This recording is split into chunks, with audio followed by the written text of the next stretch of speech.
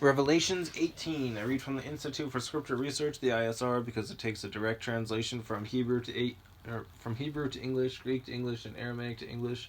Yah is the Elohim of the heavens and the earth, the first and the last and the only, and he's an extremely jealous El. He's so jealous that he doesn't even want the names of idols or mighty ones to come to our lips. And Yah is short for YahWeh, Yahweh, Yod He Vav He. It's like saying Dan, Daniel, Daniel with an E. What is the difference and does matters when people say that Phil, Bob, Sam, and Aaron are the same name when no they're not, and no one in the right mind would ever believe that. Only a fool would believe that a hammer could force its creator to do anything, and there was no letter J in the Hebrew. And there was no letter J in the Hebrew, Greek, or Aramaic text because the letter J is about 600 years old, while the son of Elohim, Yahoshua, died on a stake for the sins of all of humanity over 2,000 years ago, and a direct translation from Hebrew to English, Yahoshua is Joshua, and I strongly believe that the son of Elohim's name, Yahoshua, means Yahweh is salvation. 18. And after this I saw another messenger coming down from the heaven, having great authority, and the earth was lightened from his esteem, and he cried with a mighty voice, saying, Babel the great is fallen, Isaiah 21:9, and has become a dwelling place of demons, a haunt for every unclean spirit, and a haunt for every unclean and hated bird, because all the nations have drunk and the wine of the wrath of her whoring, and the sovereigns of the earth have committed whoring with her, and the merchants of the earth have become rich through the power of her riotous living. And I heard another voice from the heaven saying, Come out of her, my people, lest you share in her sins, and lest you receive in her plagues. No. Because her sins have piled up to reach the heaven, and Elohim has remembered her unrighteousnesses. Render to her as she indeed did render, and repay her double according to her works. In the cup which she has mix for her double, as much as she esteemed herself and lived riotously. So much torture and grief give to her, because in her heart she says, I sit as sovereigness, and I am not a widow, and I do not see mourning at all. Because of this her plagues shall come in one day, death and mourning and scarcity of food, and she shall be burned up with fire, because Yahweh Elohim who judges her is mighty, and the sovereigns of the earth who committed whoring and lived riotously with her shall weep and mourn over her when they see the smoke of her burning, standing at a distance for fear of her torture, saying, Woe, woe, the great city Babel, the mighty city, because your judgment has come to 1 hour, and the merchants of the earth weep and mourn over her, because no one buys their merchandise anymore, merchandise of gold and silver and precious stone and pearls and fine linen and purple and silk and scarlet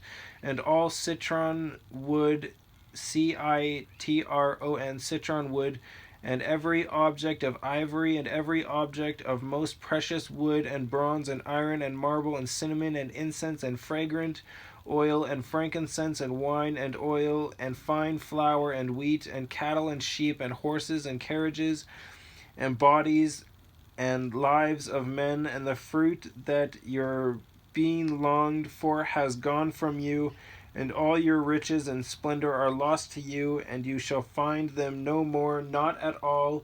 For the merchants of these, those who became rich by her, shall stand at a distance for fear of her torture, weeping and mourning, and saying, Woe, woe, the great city that was dressed in fine linen and purple and scarlet, and adorned with gold and precious stones and pearls, for in 1 hour such great riches was laid waste, and every shipmaster and every passenger and sailors and as many as work the sea for their living stood at a distance and cried out when they saw the smoke of her burning, saying, What is like this great city?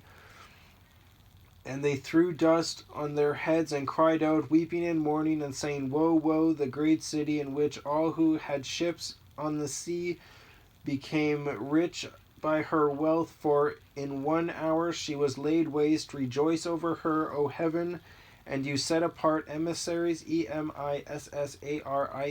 and prophets, for Elohim has completely avenged you on her.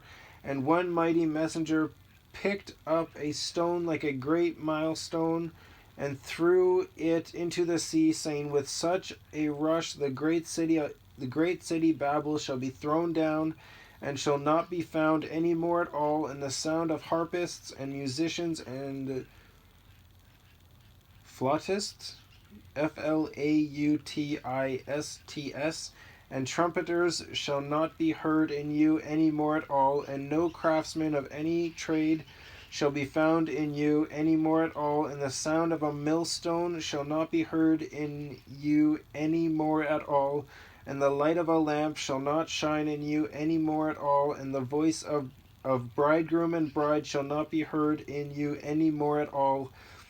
For your merchants were the great ones of the earth, for by your drug sorcery all the nations were led astray, and in her was found the blood of prophets and set apart ones, and of all who were slain on the earth. I just want to point out the drug sorcery, that's big pharma. Those pharmaceutical drugs, that's drug sorcery.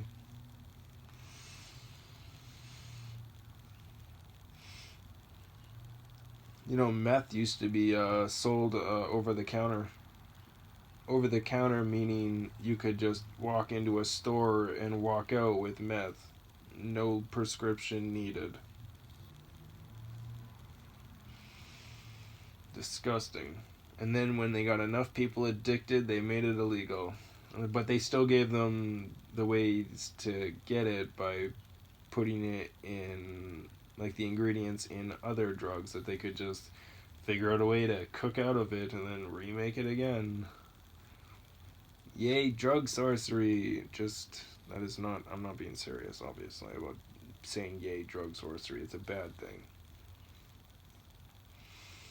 I mean, I said it quite sarcastically. It's not like a text where, supposedly you have to say it a specific way for people to think it's sarcastic. I think they just have to know who you are to know that it's sarcastic, but...